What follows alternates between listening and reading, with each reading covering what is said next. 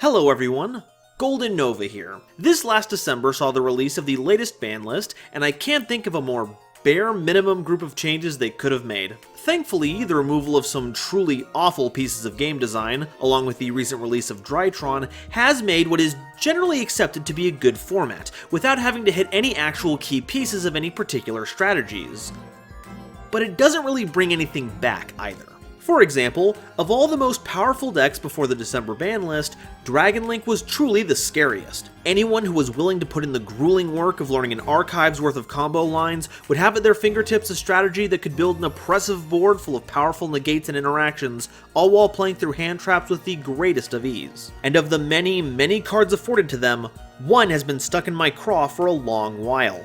Quick Launch is a quick play spell that lets you summon any rocket monster from your deck, and the only drawbacks are that it can't attack, and it's destroyed during the end phase. In Archetype, this can either be used to build up your on-field material to make your big Borrel extra deck monsters, or put the right rocket on board for your Borrel links to trigger. In Dragon Link, it can be used to find a variety of rockets that fill very particular niches, but it mostly boils down to summoning Rocket Tracer to turn a continuous card you've already used into another rocket to extend your combos. And Quick Launch isn't a once per turn either. It doesn't fall victim to the if I draw multiples I brick issues of other powerful engine cards. But despite all that, Quick Launch is still sitting pretty on the list at 3 copies, so I've gotta ask, why the heck is Emergency Teleport still at 1?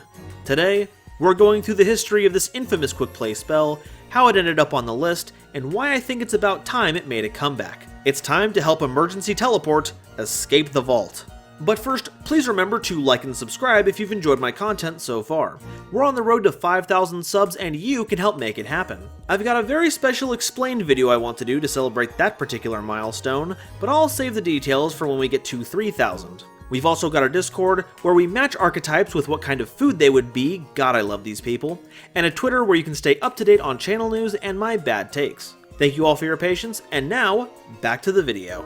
Okay, let's take things from the top just so we're all on the same page. Emergency Teleport is a quick play spell that lets you special summon a level 3 or lower psychic monster from your hand or deck, but it's banished during the end phase. It was released in 2008's The Duel's Genesis booster set, and it was the first to introduce synchro monsters into the game. But for our purposes, it was also the set that added psychic to the monster type roster. Now, historically, Yu-Gi-Oh! Has had a terrible time with keeping any kind of aesthetic or mechanical consistency among types and attributes. But the idea of psychics was that you would be paying life points for beneficial effects, and a number of your drawbacks, which would later be embraced as part of their mechanics, would involve cards being banished. A cohesive psychic-based strategy wouldn't appear for some time, but Emergency Teleport was immediately folded into dark decks. Being able to slap a Krebens onto the field, the most popular option given it was a level 2 tuner, meant you could leverage level 4s like Armageddon Knight and Dark Grepher into Goyo Guardians, or Destiny Hero Maliciouses into Stardust Dragon, Thought Ruler Archfiend, or Red Dragon Archfiend,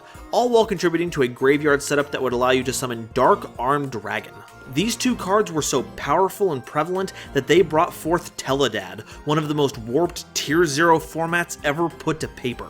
In less than a year, in March of 2009, Emergency Teleport would be limited and would remain as such until March of 2012, where it would be moved to semi-limited before being returned to a full 3 copies in September of the same year. By this point, Teledad had long since passed, and the preliminary threats came from decks like Windups and Dino Rabbits, so this Psychic Tuner enabler would only be seeing play in decks that wanted an easier way to summon a synchro, or in decks that used the loosely affiliated Psychic monsters that had been released over the years. But that all changed in 2015. Burning Abyss had set up the expectation that TCG exclusive archetypes, well, at least one of them, were going to be so relevant to the meta that we wouldn't just be an echo of events happening in the OCG. And now, Clash of Rebellions had to carry on that legacy, and while it was a little slow in doing so, Cosmos eventually began to strike the fear of God, as well as simplified board states, into the hearts and minds of duelists everywhere, from the humble locals all the way up to the Yu-Gi-Oh! Championship Series. Kozmo is a deck that's very good at exploiting gaps in their opponent's defenses. All of the psychic monsters could banish themselves at quick effect speed to summon a Kozmo of a higher level from the hand,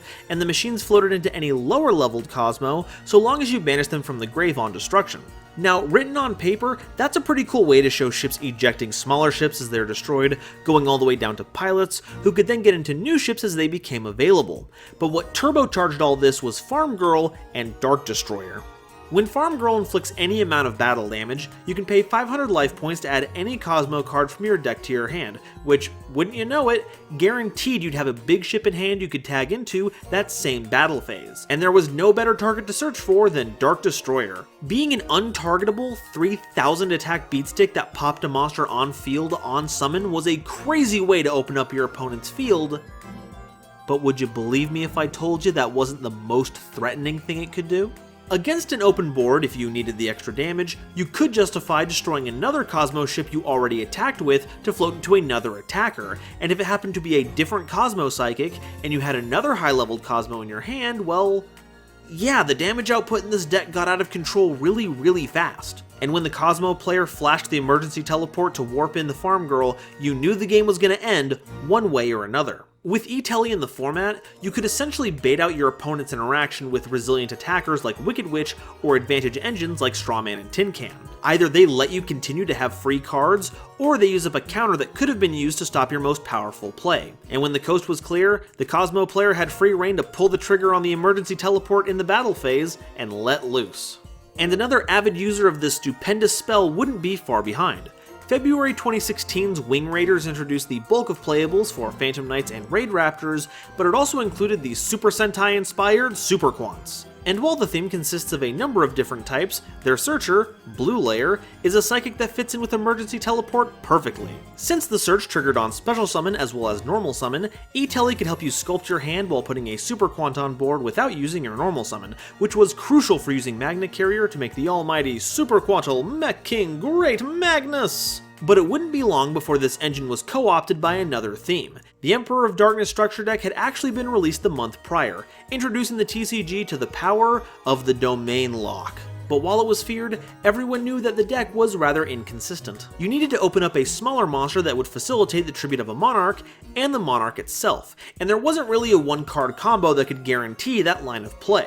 But Emergency Teleport came close. By using the spell to summon Blue Layer, and using their effect to search the level 5 Red Layer, you could actually enable a number of other cards. If you tribute summon the Red Layer by using Blue Layer, then during your opponent's turn, you could quick effect tribute summon for Ether using only the Red Layer, then set up your grave while popping cards on the field with Kuraz. Or if you didn't have access to Ether, but you did have Return of the Monarchs, you could play the Continuous spell, then tribute summon Red Layer, which would trigger Return to search you Ether. And failing either of those, you could just put a tribute summon Red Layer onto the board to get Domain or Monarch's Erupt online, both of which are powerful floodgate tools that can keep your opponent off their game plan until you can draw into the cards that you need to really pop off. But that kind of utility was apparently too much for the game to handle. In April of 2016, Emergency Teleport was put on the semi-limited list before making its way back onto the limited list in August of the same year, where it's been ever since. This means that for the entirety of the Vrains era, where Link monsters began to dominate the competitive scene,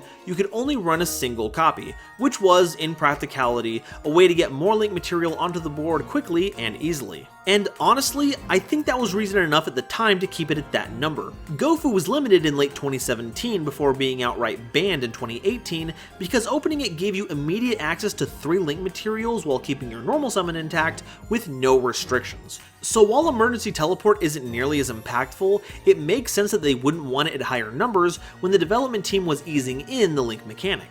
That being said, Link monster requirements have never been as lax as they are now, and the tools to summon those monsters are just as pervasive. Case in point, the intro to this video. Quick Launch is, effectively, the same card as Emergency Teleport, swapping out level 3 or lower Psychics for Rockets, and that archetype is part of one of the most supported types in the game, and was reprinted at the very accessible common rarity in the Rocket Revolt structure deck, so basically everyone has access to it. And while Dragon Link has made the most effective usage of it, you could conceivably add this to any deck that wants to summon monsters for free. Tracer can be added to dark decks to work around their restriction, and the rest of the rockets come in a variety of levels, so you could fit them in as extra material for any Synchro or Xyz deck that can use Dark Dragons as material. So why in the world is Emergency Teleport still limited? True, it's not banned, but its limited status has reduced the effectiveness of a number of decks that should be given the tools to play at a higher level. Kozmo and Super Quants would still play E-Tele, but its reduced number means less consistent setups and follow-throughs for their plays, and it's basically unusable as a splash in Monarchs as it is now, because instead of running 3 enablers for your Garnets, you only get 1, and that house already has plenty of bricks, thank you for asking. And I'm not convinced that there's some game-breaking tech that Emergency Teleport enables that would make things worse than Quick Launch already has. Taking a look at the card database, eTele has 55 legal targets. A vast majority of them are innocuous utility monsters. DD Telepon, Hushed Psychic Cleric. My favorite is Dr. Frankenderp, who lets you pay a very reasonable 500 life points to look at the top card of your deck and either put it at the bottom or draw it in exchange for your next draw step.